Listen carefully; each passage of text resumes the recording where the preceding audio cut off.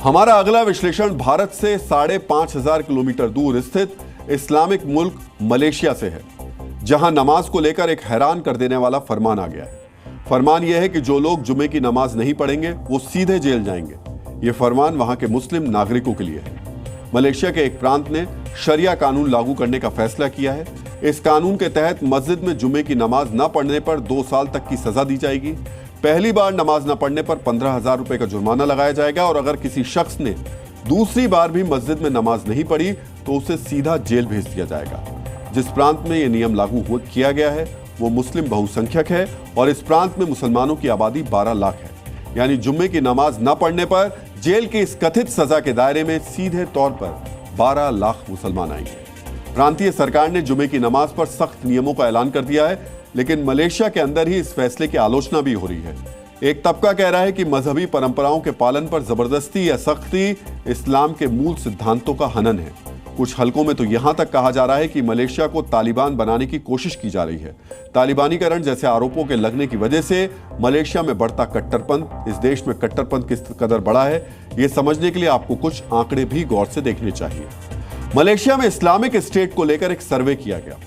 इस सर्वे की रिपोर्ट से सामने आया कि देश के 11% नागरिक इस्लामिक स्टेट का समर्थन करते हैं, जबकि 26% देश में बढ़ते कट्टरपंथ से चिंतित थे।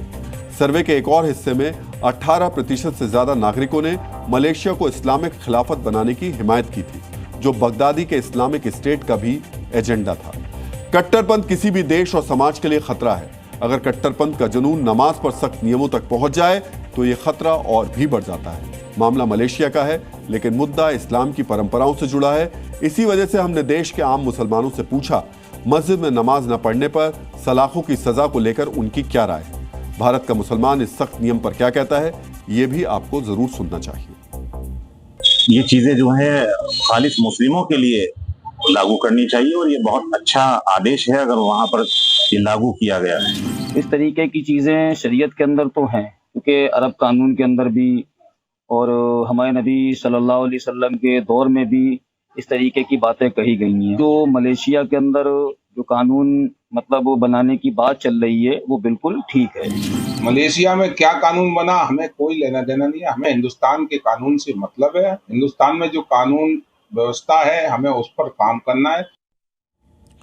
नमाज हो या फिर किसी और धर्म की पूजा पद्धति, अगर इंसान को जोर जबरदस्ती से परंपराएं मनाने पर मजबूर किया जाएगा तो वो डर की वजह से हामी तो भरेगा, लेकिन अपने ईमान या मजहब में उसका भरोसा बढ़ जाएगा। इसकी कोई गारंटी नहीं दी जा सकती। Zee News।